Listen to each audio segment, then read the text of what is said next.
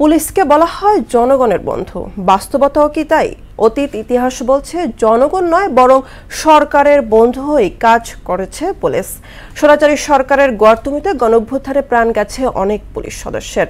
নিরাপত্তা বিশ্লেষক ইশফাক ইলাহি চৌধুরী মনে করছেন, দলীয় লেজুরবৃত্তি বন্ধ না হলে পুলিশ কখনোই জনবান্ধব হবে না। তবে বদলে যাওয়া বাংলাদেশে পুলিশ নিয়ে আশাবাদী ডিএমপির মুখপাত্র তালেবুর রহমান। মনিরুল ইসলামের প্রতিবেদন। ফ্যাসিস্ট আওয়ামী লীগ সরকারের শাসন আমলে দেশকে গড়ে তোলা হয় পুলিশি রাষ্ট্র হিসেবে। টানা ১৫ বছরের শাসন আমলে পুলিশকে বিরোধী মত দমনেই ব্যবহার করা হয়েছে, যে কারণে ২৪-এর গণ আন্দোলনে বহু ছাত্র জনতা হতাহত হয়। দায়িত্ব পালনে গোয়ার্তমির কারণে প্রাণহানি থেকে রেহাই পায়নি পুলিশ সদস্যরাও। আন্দোলনে দমনপীড়নে পুলিশ সম্পর্কে নেতিবাচক ধারণা পাকাপোক্ত হয় মানুষের। তারপর থেকেই প্রকট হয় আস্থার সংকট। বদলে যাওয়া বাংলাদেশে তাই দাবি ওঠে পুলিশ বাহিনীতে সংস্কারের। তবে বর্তমান বাস্তবতায় পুলিশের হারানো ইমেজ ফিরিয়ে আনা বেশ চ্যালেঞ্জিং হয়ে পড়েছে। কমিশন হয়, কমিশন অনেক সুন্দর সুন্দর আপনার পুস্তিকা বলুন বা ভলিউমস করে তারা পাবলিশ করে, কিন্তু সেগুলো বাস্তবায়ন হয় না। অভ্যুত্থানের পর দেশে বেড়ে যায় মব জাস্টিস।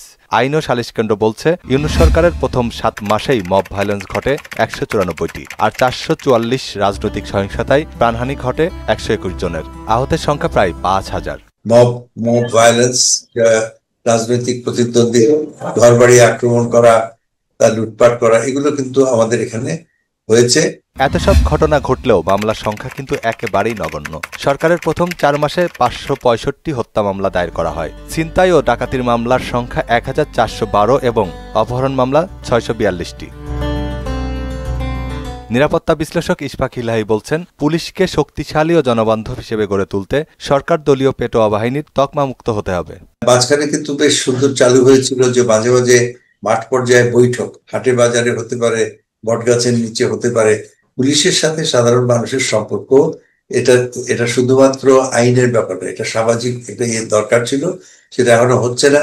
স্বাধীনতা পরবর্তী সময়ে ৮ বার পুলিশ সংস্কারের উদ্যোগ নেওয়া হয়। প্রথম সংস্কার কমিশন গঠন হয় ১৯৭২ সালে। এরপর এরশাদের শাসন আমলে আরও ৪ বার। ২০০৩ থেকে ২০১৪ সালে পুলিশ সংস্কারে নানানমুখী প্রস্তাবনা দেয় ইউএনডিপি ও এফআইডি। সবশেষ ২০২৪ সালে পুলিশ সংস্কার কমিশন গঠন করে অন্তর্বর্তী সরকার।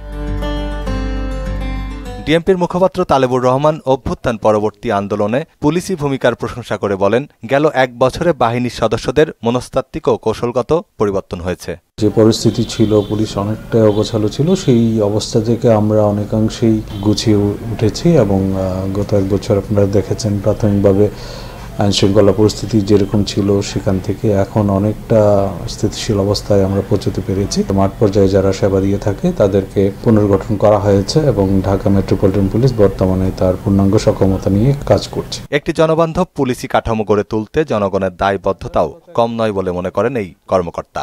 পুলিশের কাজে সহায়তা করবেন, এই ক্ষেত্রে কোনো রকম ব্যতিক্রম করে নিজেদেরকে পুলিশের ভূমিকায় অবতীর্ণ করা এটা সঠিক হবে না। মনিরুল ইসলাম, মোহনা সংবাদ, ঢাকা।